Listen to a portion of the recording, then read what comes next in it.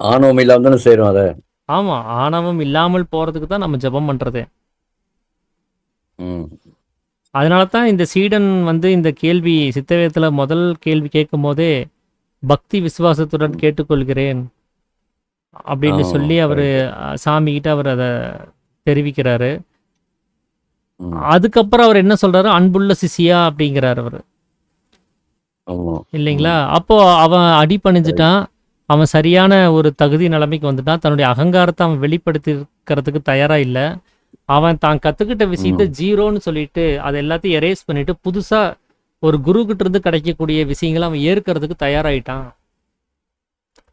அப்படிங்கிற நிலைமைக்கு வருது. அப்போ அவன் வந்து பக்தி, விசுவாசம் வந்ததுக்கு அப்புறம் அவனுக்கு சீடன்ங்கிற ஸ்தானம் கிடைக்குது. இல்லைங்களா? ஆமா. ஆமா. அப்போ அந்த ஒரு ஸ்தானம், அந்த அந்த ஒரு தகுதிக்கு நாமளும் வந்தா தான், நாமளும் இங்க நெறைய விஷயங்கள கத்துக்க முடியும். ம். அப்ப நமக்கும் அந்த பக்தி, விசுவாசம்ங்கிறது வேணும். அது நாம சாதாரணமா உலகத்துல செய்யக்கூடிய செயல்களாகட்டும் இருக்கட்டும், நம்மளுடைய தவ நிலைகளாக இருக்கட்டும், இது எல்லாத்துலயுமே அந்த இறைவனுடைய அருள் இல்லாமல் நீங்க நடக்கிறது கிடையாது. ம். அதனாலேயே கரெக்ட். மாணிக்கவாசகர் சொல்லுவார் இல்லைங்களா? "அவன் அருளாலே அவன் தாள் வணங்கி" கால் வணக்கணும். அப்படிங்கிறார் இல்லையா? அப்போ எல்லா இடத்துலயுமே அவருடைய அருள் வேணும். அவர் இல்லாமல் இங்க ஒண்ணும் நடக்கறதில்ல. அப்போ இங்க அவருன்னு நம்ம யார சொல்றோம் அப்படின்னா, நம்மளுடைய ஜீவன் தான் அது. ம். ஜீவன் தான் பேசுது அப்படின்னு நம்ம இங்க சொல்றதில்ல. நான் தான் பேசுறேன்னு சொல்றோம். இல்லைங்களா? இந்த ம். வேலைய ம். யார் செஞ்சது அப்படின்னா, ஜீவன் தான் செஞ்சுச்சுன்னு சொல்லுவோமா?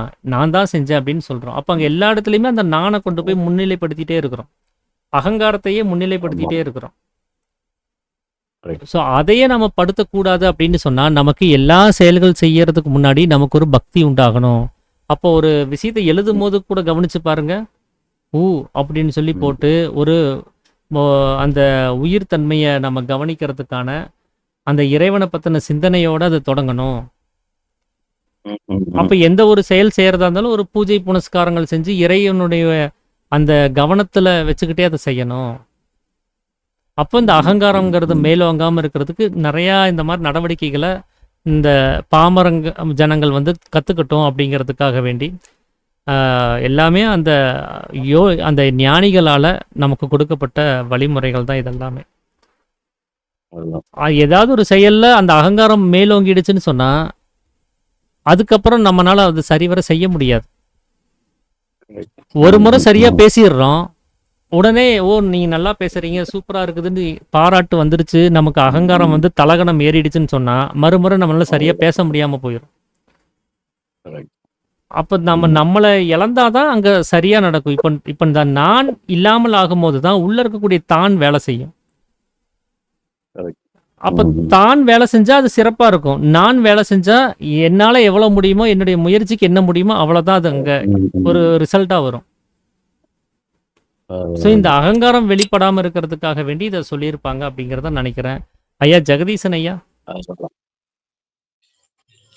ஐயா ஆத்ம நமஸ்காரம். அனைவருக்கும் ஆத்ம ஆத்ம ஐயா. நமஸ்காரம். நல்ல கேள்வி தான் கேட்குறீங்க. சூப்பரு. அப்புறம் அன்னைக்கு ஆர்ஜி சேகர் ஐயாவுக்கு ஃபோன் பண்ணேன். மெட்ரோ ட்ரெயின் ஏறுறேன். அப்புறம் கூப்பிடுறேன்னாரு. அப்புறம் கூப்பிடவே இல்ல. ஆமாங்க ஐயா. அப்படியே வேற ஞாபகம் லைன்ல போயிட்டேன் ஐயா. நானே அதான். மறந்துட்டாச்சு. ஞாபகம் இருந்ததுனால ம். நீங்களும் எத்தனையோ வேலையில இருக்கீங்க. என்ன செய்யறது? மறக்க தான் செய்யும். அப்புறம் இப்போ பயம், பக்தி அதானே அந்த இதுதானே கேட்டீங்க? ஆமா. ஆமா ஐயா. ஆமா.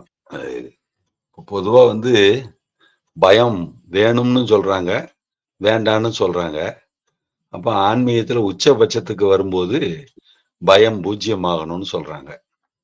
ஓ! அப்போ பக்திங்கிறது வேணுமா? வேண்டாமா?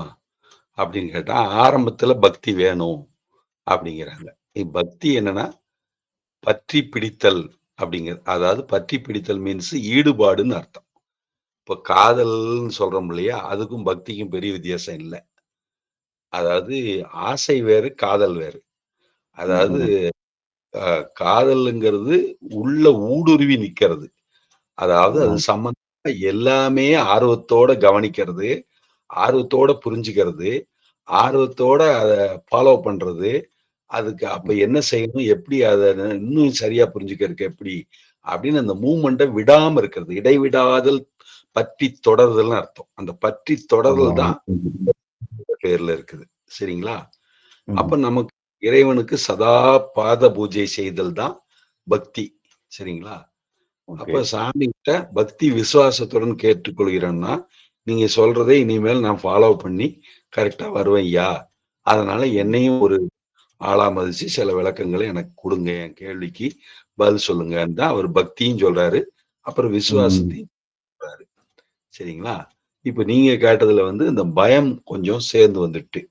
இந்த பயம் எதுக்காகனா தர்மத்துக்காக கணக்கு வர்றது. தர்மம்ங்கிறது எப்போதும் இருக்கிறது. அந்த தர்மம் தவறி நடந்து தொழில் தர்மம்னு சொல்றோம்ல, ப்ரொபஷனல் சொல்றோம் இல்லையா? அதனால எது செஞ்சாலும் அதுக்குன்னு ஒரு முறை நேர்த்தி இருக்குது. அதுபடி செயல் பெரியோர்களுடைய பழிச்சொல்லுக்கு ஆளாக வேண்டி வரும். அல்லது சமுதாயத்தினுடைய சொல்லுக்கு ஆளாக வேண்டி வரும். அதனால அவங்க பயபக்தியோட செய்யறாங்க அப்படிங்கிற சொல்லு வந்திருக்குது. சரிங்களா? அப்போ எதுக்காக பக்திங்கன்னா தொழில்ல அவன் ஈடுபாடு காட்டி செஞ்சானா நிபுணத்துவம் வரும் அவனுக்கு. அப்போ நல்ல பேரும் அவனுக்கு வந்து சேரும். அப்போ பயம்ங்கிறது இந்த நிபுணத்துவத்துலதான் இருக்கிறேங்கிறது உலகம் வந்து என்னை பின்தள்ளிடக்கூடாது. அப்ப நான் நிபுணத்துவத்துல என்னை விட வேற ஆள் நிபுணத்துவத்துல இருக்கிறாங்க அப்படின்னு ஆயிரும். நான் சரியா செய்யலைங்கிற கெட்ட பேர் வந்தா தர்மத்தின்படி ஒரு தொழிலை சரியாக செய்கிறேன் என்று வாக்கு கொடுத்துட்டு அதை சரியா செய்யலைன்னா எனக்கு இழிச்சொல் அவச்சொல் வந்து சேருமே. அப்பொழுது நான் ஊனிக்குறி நிற்க வேண்டியிருக்குமே.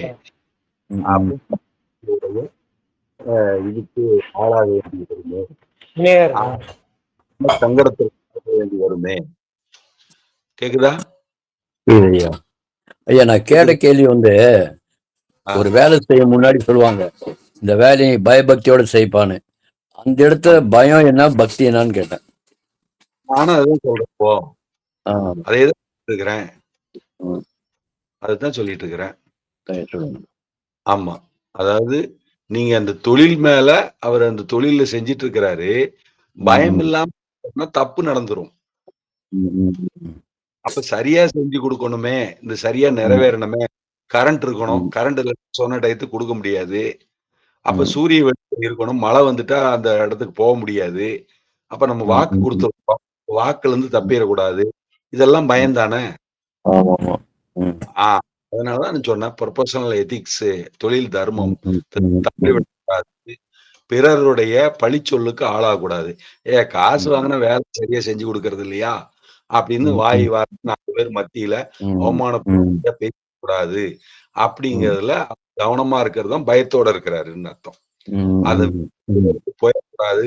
அசிரத்தையா அசால்ட்டா ஏதோ ஒரு கவனத்துல செஞ்சு தவறு முதலுக்கே மோசம் பண்ணிட்டியே அப்படின்னு அவன் திட்டுவான். ஏன்னா அது பெரிய இஷ்யூவா கூடும். இதெல்லாம் பயத்தோட செய்யறது அப்படின்னு வருது. அப்ப பக்திங்கிறது அந்த ஈடுபாட்டோட செய்யறதுன்னு அர்த்தம். அப்ப ஈடுபாட்டு போது நேர்த்தியாகவும் மிகச்சரியாகவும் அமையும். அப்ப ஒரு வேலை செய்யறதா இருந்தாலும் அது பயபக்தியோட செஞ்சாதான் அது முழுமையடையும். எல்லாமே முழுமையை நோக்கி தான் ஆதாரமா தான் சொல்லப்பட்டது. அப்படி கேட்ட கேள்வியும் பயபக்திங்கிறது. ஆனா பயப்பட வேண்டியதுக்கு பயப்படணும், பயப்படக்கூடாததுக்கு இதே ஒருத்தர் பணமே தரமாட்டேன் எனக்கு நீ வேலை செஞ்சு கொடுக்கணும்னு மிரட்டுறான்னு வைங்க. அப்ப அதுக்கு பயப்படுறதுக்கு அது பண்ண முடியாது. அப்ப அவர் மேல பக்தி செலுத்த முடியாது. அதனால அஞ்சுவது அஞ்சாமை பேதமை. அறிவுடைமையாக வேண்டியது கஞ்ச வேண்டும். இப்போ பயப்படுதல் என்பது இறைவனுக்கு பயப்படுதல் என்பதே ஞானத்தின் துவக்கம்னு சொல்லுது இல்லையா? அச்சம் இருக்க வேண்டும் அப்படின்னு சொல்லுவாங்க. சரிங்களா? அதனால தொழில் அச்சம் இருந்ததுன்னா தொழில் வந்து நீடிச்சு நிக்கும். இப்ப இந்த 2 நாள் தான் தொழிலா பார்க்க போறேன். அதுக்கப்புறம் நான் வேற தொழிலுக்கு போக போறேன். அதனால எப்படி செஞ்சா என்ன அப்படின்னு நினைச்சான்னா அது பக்தி இல்ல சொல்றதுன்னு அர்த்தம். அது மாதிரி பயப்படுறாங்க அப்படிங்கிறது தான். தொழிலுக்காகவும் பயப்படுறாங்க. அப்ப தொழிலை காப்பாற்றணும், தொழில நல்ல பேர் வாங்கணும். என்னைக்கு பார்த்தாலும் நம்மள ஒரு அவச்சொல் அவங்க சொல்லக்கூடாது. ஐயா நல்லா இருக்கீங்களா, வாங்க ஐயா சாப்பிடலாம், எவ்வளவு நல்லா அன்னைக்கு எல்லாம் செஞ்சு கொடுத்தீங்க, அந்த கட்டிலு என் வரைக்கும் நல்லா வந்திருக்கியா நீங்க கட்லு இன்னும் நல்லா இருக்குய்யா. ஒரு சத்தம் ஒரு சின்ன ரிப்பேர் கூட பண்ணல. ரொம்ப ரொம்ப நன்றியா. காசு வாங்குனாலும் யாருய்யா இப்படி செஞ்சு நீங்க தான் அருமையா செஞ்சு கொடுத்தீங்க. அந்த பாராட்டு காலத்துக்கும் அந்த ஆத்மாவுடைய வாழ்த்து கிடைக்கிறது. இறைவனை வாழ்த்துவது போன்றது அது. அந்த முழு நிறைவுக்காக தான் பயபக்தி என்று சொல்லப்பட்டது என்பதை இப்பொழுது நீங்கள் ஓரளவு விளங்கியிருப்பீர்கள் என்று கருதுகிறேன். ஓகே. சரிதான். புரியுது. நன்றி. ஆத்மா ஆத்மா நமஸ்காரம்.